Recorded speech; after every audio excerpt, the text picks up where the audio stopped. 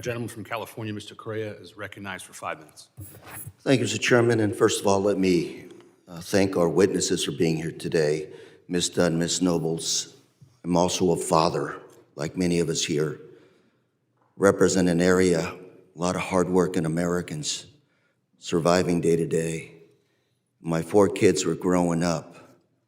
We invested a lot of time and effort, Little League basketball, keeping them away from that bad stuff. Remember, story, my fellow father, another father in Little League, his kid was a gifted athlete. He was going to be the next major league player. His dad was there every day pitching to him bucket after bucket of baseballs. Then one day, they stopped showing up. Later on, I found out that that young man and his dad started going to drug rehab. That son had come under the spell of hard drugs, and I've never seen him again. Stories like yours, I wish I could say were uncommon in my district, but I've heard them way too many times.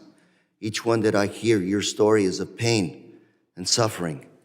In my district, we lived through heroin addicts, the cocaine surge, crack, PCP, and now fentanyl, the worst of all.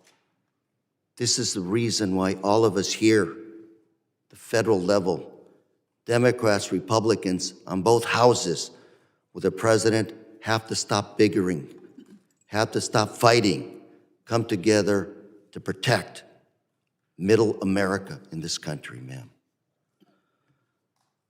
When it comes to fentanyl, you said Arizona 50%. I'll tell you, I've been to the border, I've talked to our CBP officers.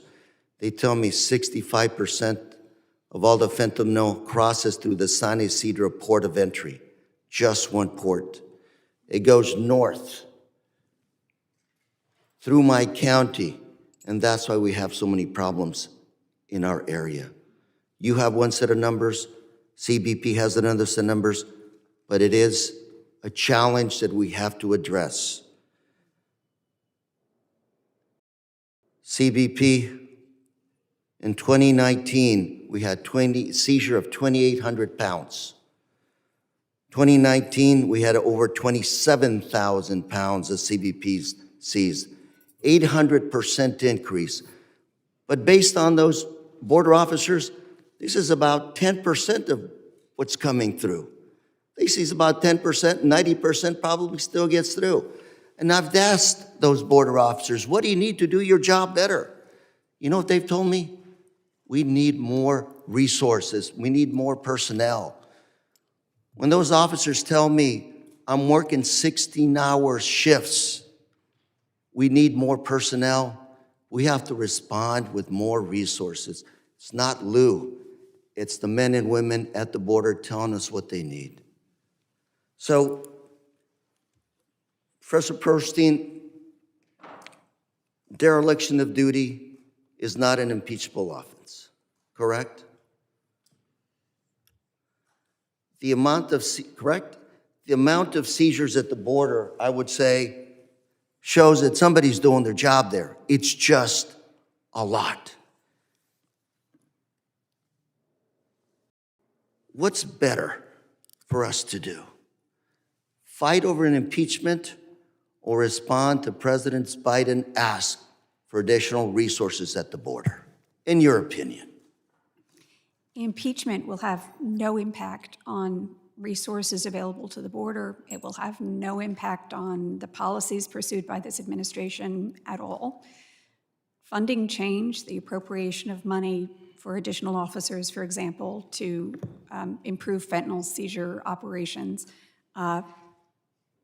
based on what you've described, certainly might have any effect, and indeed maybe a good effect. Impeachment has none. And I've just asked my colleagues here today, let's get it together, surge resources to the border, make sure we stop fentanyl from crossing into our country. Every day that we debate over funding levels, is another day that more Americans die from fentanyl. Mr. Chairman, thank you, and I yield.